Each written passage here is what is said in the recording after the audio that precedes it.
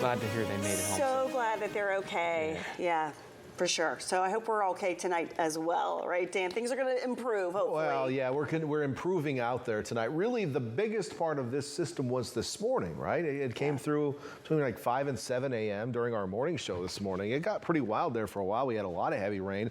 A lot of flood reports came in. Roadway flooding out there this morning. A few downed trees, blocked roadways. Since then, we've had some isolated reports, and those have become fewer and farther between as we've moved into the late evening hours. Here's a live look from Domenico's on the wharf. There is a ripple on the harbor tonight as we do still have some wind blowing late this evening. It is going to stay a little blustery as we head into the day tomorrow as well, but it got pretty blustery today. We had some pretty nasty winds, especially in the Diablo range and the foothills leading off into the Central Valley. And the models were showing that last night. If you were watching last night, I was pointing out those inland mountains really expected to see some very strong winds. 93 miles per hour up on Joaquin Ridge, which is pretty impressive. If you don't know where that is, there's a big cluster of higher mountains in southern San Benito County, and the Joaquin Ridge kind of extends east into Fresno County from there. So it was really just a couple miles outside of San Benito County off kind of the high point there.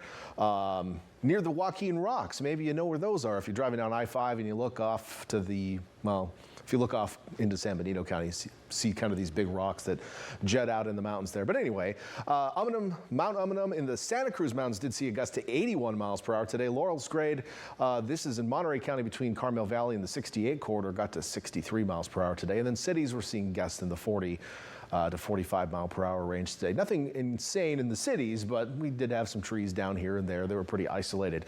Out there tonight, winds have switched more to the west, but we're still seeing some gusts. Marina at the airport showing 31 miles per hour this hour, so it is still pretty gusty out there. The wind is going to keep blowing into tomorrow, but kind of just slowly dying off as we head into your Valentine's Day.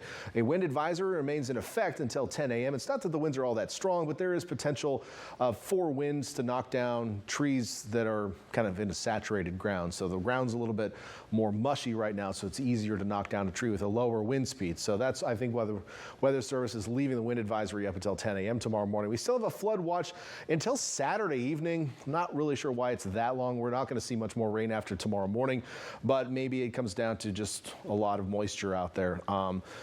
Either way, the flood watch is still in effect overnight tonight. We mentioned the flood advisory is still in effect until 1:30 a.m. for portions of the east side of Monterey Bay and the peninsula. So take a look at some just preliminary rainfall totals, and I'll have time to tally. We tally up like 50 to 55 different spots around the Monterey Bay area every day. And these usually I post on social media at like 1 or 2 in the morning when we finally have time to get them all done for you. But just a few selections out there. Mining Ridge in the Santa Lucia Range was the wet spot. 9 inches of rain, pretty impressive numbers for the higher terrain.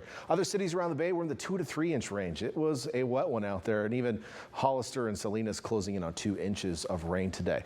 As far as continued rain, well, yeah, we'll have a few more showers overnight tonight into tomorrow. It is Valentine's Day tomorrow, by the way. You still got time, maybe, to get that gift for your loved one, or maybe you just celebrate with, a handwritten card. You don't get into that consumerism.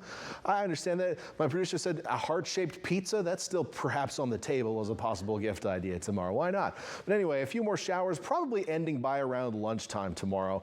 After that, I think we'll just be kind of partly cloudy, cool and breezy for the rest of your Valentine's Day. Cool enough tomorrow night that you might want to snuggle it up a bit.